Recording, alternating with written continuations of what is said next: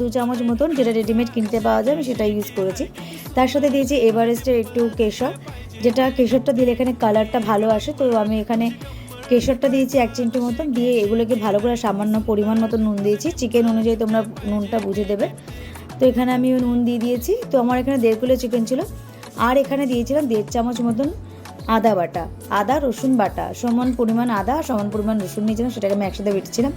তো সেটা এখানে দিয়ে ভালো করে মাংসটাকে মাখিয়ে আমি 2 ঘন্টা থেকে 3 ঘন্টা মতন ফ্রিজে রেখে দিয়েছিলাম ম্যারিনেট করার জন্য। তারপরে এখানে আমি পেঁয়াজটাকে দেখতেই পেয়েছো, সাদা পেঁয়াজ আমি পাইনি, তাই লাল পেঁয়াজটাকে যাতে ঝাঁঝটা কম হয় তাই জন্য আমি গরম জল করে পেঁয়াজের মধ্যে দিয়ে রেখেছিলাম। আমি 4টে পেঁয়াজ দিয়েছিলাম।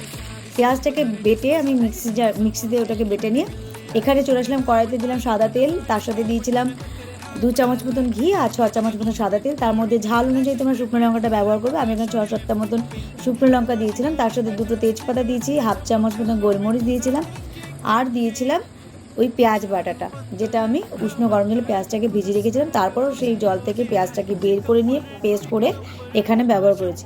আদা রসুনের গন্ধটা যখন কেটে আসবে, যখন পেঁয়াজটা ভালো মতন মেশানো হয়ে যাবে আদা রসুনের সাথে সমস্ত মশলাগুলো, আদা রসুনের গন্ধটাও কেটে যাবে, তখন আমি পাশে ম্যারিনেশন করে রাখা যে মাংসটা ছিল সেটা আমি এর মধ্যে দিয়ে দেবো এবং প্রত্যেকটা মশলা ভালো করে এর সাথে মিশিয়ে নেব।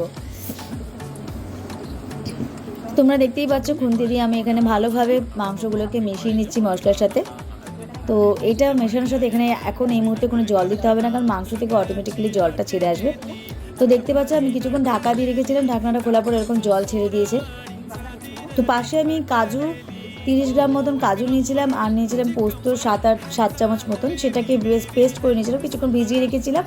তারপর পেস্ট করে এইরকম পজিশনে আসলে তখন আমি ওখানে কাজু পেস্টটা দিয়ে দিয়েছি, পোস্ত বাটাটা দিয়ে আমি কিছুক্ষণের জন্য নাড়াচাড়া দিয়ে আবার ঢাকা দিয়ে দিচ্ছি। তার মধ্যে তখন আমি জলও দিয়েছিলাম 2 বাটি মতন, বেশি না, খুব বেশি না, 2 বাটি মতন দিয়েছিলাম। দেওয়ার পর ঢাকার পর যখন দেখছো যে জলটা একটু টেনেছে, তখন আমি এই মশলাটা আমি নিজে বাড়িতে বানিয়েছি। এখানে একটা জয়িত্রী আছে, 1 চামচ মৌরি আছে, 1 চামচ সাদা গোটা জিরে যেটা হয় সেটা দিয়েছিলাম, আর 6টা মতন এলাচ দিয়েছিলাম। সেটা সম্পূর্ণ শুকনো খোলায় ভেজে আমি মশলাটা বানিয়ে নিয়েছিলাম। সেই মশলা আমি এখানে 2 চামচ মতন দিয়েছি। তো দেওয়ার পর এটাকে আমি আবার নাড়িয়ে নিলাম, ভালো করে নাড়িয়ে দেখতেই পাচ্ছ ভালো করে মশলাটা মেশানো, সমস্ত মশলাগুলোকে আমি খুন্তির সাহায্যে ভালো করে নাড়িয়ে দিলাম। তো এবার আমি নামানোর আগে একটু 1 চামচ মতন কেওড়া জল দিয়েছি, খুব বেশি দিইনি।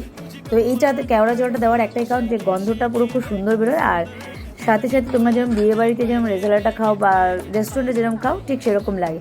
তো ঢাকা দিয়েছিলাম। তো দেখতেই পাচ্ছ তোমরা তৈরি আমার চিকেন রেজালা। তো এটা গরম গরম রুটি, নান বা ভাতের সাথে তোমরা খেতে পারো। তো